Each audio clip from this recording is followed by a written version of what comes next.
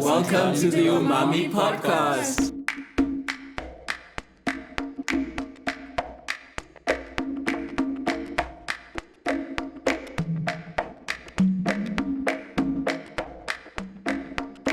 Experimenting with what does it look like to just invite friends and then share a meal, but eat intentionally. Like, so there's like a 3-course meal, and he was sharing a bit about like the ingredients, and it was just such a beautiful time. So it was like this thing about like what does it mean to be in your body, to really intentionally sit together and enjoy it and whatever. So it was like, what? There's another person, or there are people who are doing this. So yeah, really cool. We're gonna get into that, but please can we get into this? Yes. What is all of this, Dhall? What is all of this? Okay, so what I've brought is something that the way that I cook and the way that I prepare is based, it's seasonal, it's what I'm kind of feeling my body is needing. It's obviously cold, we've had like a lot of rain all the way up until today. So what we're having is something which is a bit of a combination of seasonality, but also an expression of growing up and what was familiar for me back at home. So this is steamed rice in this bowl, which is your base, and in that pot is what I'm going to refer to as a sour herbs dhall. It is cooked with spinach because the sour herb itself and the type of herb variant is in KZN, so I haven't been able to find it here. So I just improved and cooked it with the ingredients that would still give you the flavors, but it's cooked with spinach. And then in that dish is a masala fried fish, which is something that's very special to me, which is usually paired with a dhall. Fish is a very big part of my upbringing, and that is a yellowtail fish from the Hout Bay Harbour. I live in Hout Bay, so there's a little bit of Hout Bay and a little bit of KZN, and then the rest is, this is a raita or a sour milk salad. I grew up calling it a sour milk salad, which is cooked with, or it's made with amasi. There's coriander, mint, a little bit of salt, and cucumber is in that. This is a mango acha, which kind of just goes with all the things. And then this is Packo curried chillies. So Packo goes back. Packo is a story from home, and it's usually, there's always a Packo acha pickle, I refer to as pickles, that goes to the dhall. So, yeah. It's a pickle. It's a pickle. Can I have a look at it? Can you have a look at it? Yeah. So it's like, is it hot? Or? This is, it's got a spot. Yes. I'm going to go with yes, and then you can tell me if it was hot or not. I'm just going to... Yeah. Packo, actually, the family that started Packo is from the 40s. I think it was 1948. And it was, the first factory was in a small town called Verulam. I grew up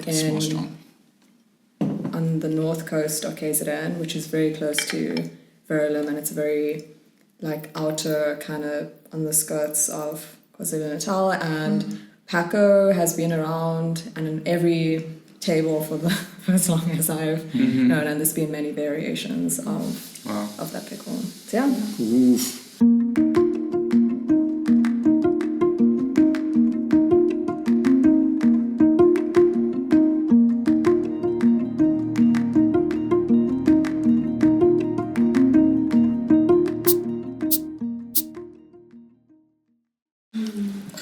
You okay, Beauty? Okay. As we enjoy this beautiful meal, is this something you make on a regular or for special occasions? Like, how easily accessible is this? So the dhall, yes. Wow. This is and variations of it. Again, like leaning into whatever I'm sort of feeling. So you can go. This has spinach in it, but you can also go like just a simple yellow dhall. But dhall is always in my home. Love cooking it. It's very healing. For me, it's like the baseline. If someone's not feeling well, if it's all of that. But it's also very celebratory. So like a dhall is usually like if there's a biryani, it was like someone's getting married, it goes with a biryani. So it's like very accessible. So yes. The fish and I are on a new journey. Is it? Tell us more. Share. Is it the type of fish, yellowtail, or? It's a whole. So I come from. There's a lot of fishermen in the Indian community, and that has been by survival, needing to adapt. My grandfather fished a lot. He was a fisherman by hobby, but just enjoyed it, and he taught his children, so my uncle and my mom. And so fish has always been a very dominant part of growing up. The sardine run in Durban, which is currently happening, you might see videos on social media. A sardine run. Like just a run. It's a seasonal, tons of sardines swim through our shores. It's a massive part of. You too? Do you know the sardine run? It's like people, everyone, and it's for everyone. You kind of like you go, you stand on the shores, and the fish are in abundance. It's quite a beautiful thing, and there's so much of it. But fish has always been there. So shad is a fish that a lot of Indian family, like, that's the thing. If you can catch a shad, that's like really cool. And then it's always caught fresh. And I grew up by the ocean, so we were always fishing, and you would always come home with fish, and you'd marinate it. So this is like a very home marinade. But the story of the fish is, I've lived in Hout Bay for many years now, and it's a fishing village.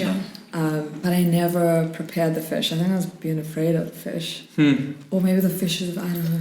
I don't know, just like I've never... and a couple months it's been this year, I'd go down to the harbour. I was just watching the fishermen bringing in fish early in the morning.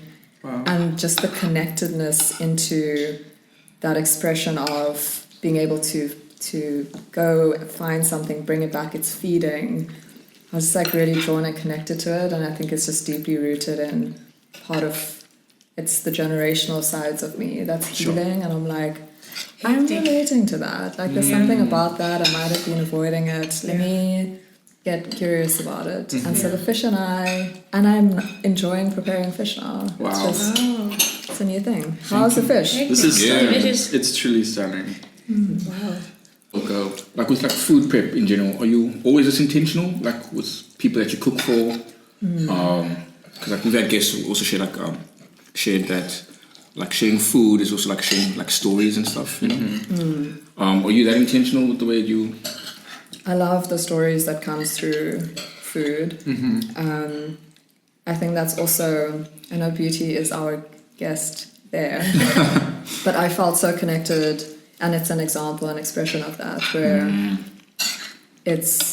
there is something in these meals that has come from somewhere, and you are expressing yourself in a way, but you're also like, there's almost like conversations that's happening as you're preparing it. So like, for example, how this dal was made, it's like when you're adding tamarind, so tamarind is in this, that's what makes it sour.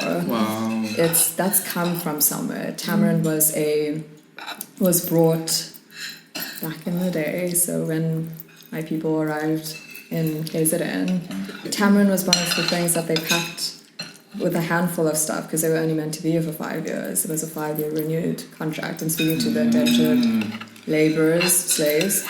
And so there's these expressions, and then the food system within that, and the way in which, from my generational side, the food systems are always based on these exchanges. So the sour herbs, the herbs were acquired through exchanges. If you had a few herbs and I had my ration of rice, we would exchange.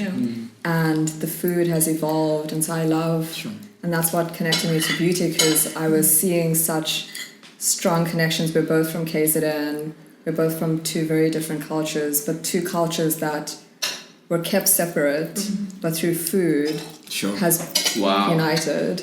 And I still cook all my things, and I have a strong connection to what's not in this table, which should be here, is the putu that you made. When I saw it, I was like, oh my goodness, this is totally home for me. Putu, sampan beans, amasi, I was like gonna say all of amasi, it. yeah. It's very much, it's connected, and that's what I love, and I love that it creates those conversations. So if you're sitting here at Beauty, I would be having a full-on conversation. I'm like, I want to know more, girl. Yeah, but yeah. Who's this dude? Yeah, who's this? Oh, yeah. Hey.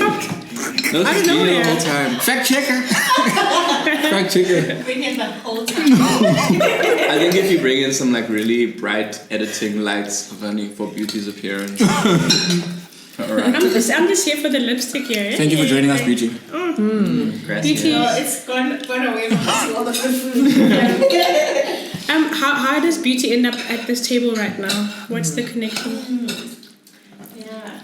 So, I mean- you know, like I said in the episode that I was in, right, of how the Indian culture is so embedded into our food as Zulu people. now. Right? So it's like even, you know, when it's a funeral or whatever, big pots of food are made. Yeah.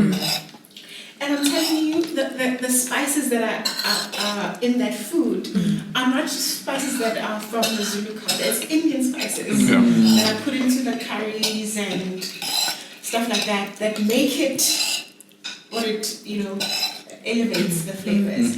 And so for me, like the Indian culture, Indian food has always been present in my life because in KZN, there's like, what do they say? Like outside of India? It's the largest Indian population. Exactly. Yeah. And so my friends, all of them were Indian. I had a lot of Indian friends. And so like it started from school where my Indian friends would, in their lunch boxes. Always. Ooh, let's talk about the lunch boxes. I love a lunch box conversation. And their lunch boxes would have bean curries with white bread. White bread, Right? yes. Or Wait, just pause. Yeah. Okay, bean curry? Bean white curry bread, brother. with white bread. Like sometimes it would be cool. Yes. Cool beans. okay, Sometimes okay. it would be sugar beans. Yes. Right? Okay. Which was food that I ate at home. Yes. Right? So like cool beans is always present in our breakfast. Beauty. Really? But not like from the can, like made with spices. Yes. Right. Yeah. And then it's part of the breakfast. And then sugar beans, Yes. always present. I'm a sugar bean gal. No, stop it. Yes. Right? And so sugar beans and then pilchards. Yeah, pilchards. Fish curry would also be in their Yes. sandwiches, Yes. right? Which is something my mom would always be like, put fish, and I'll be like, Hold on. cheese. That struggle is so real. Because if I open my lunchbox, everyone's gonna know I'm eating But fish. the Asian girlies, I'm telling you, They love you would it. be ashamed. I would be ashamed.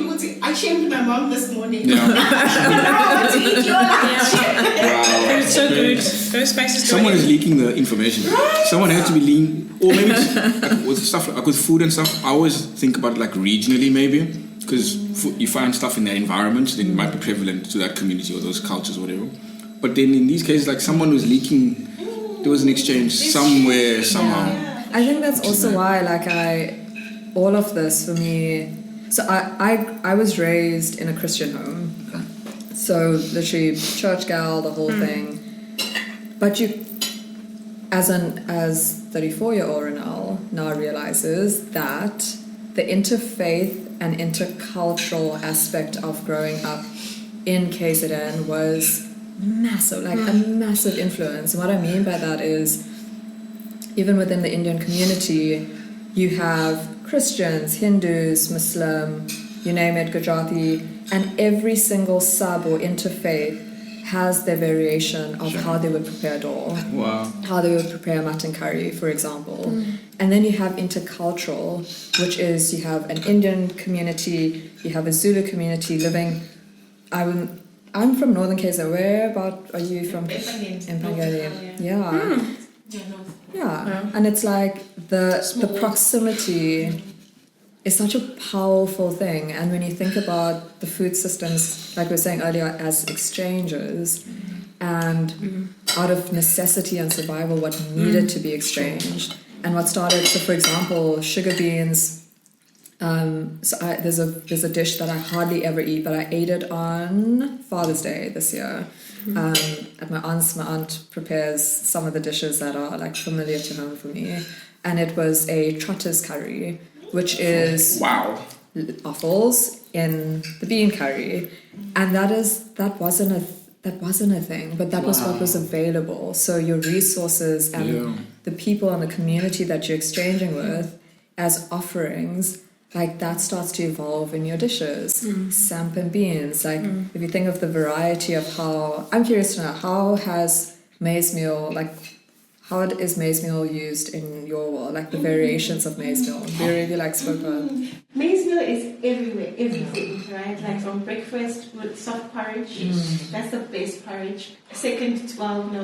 I think that's the first, and then the second will be amabele, like the brown porridge. Yes.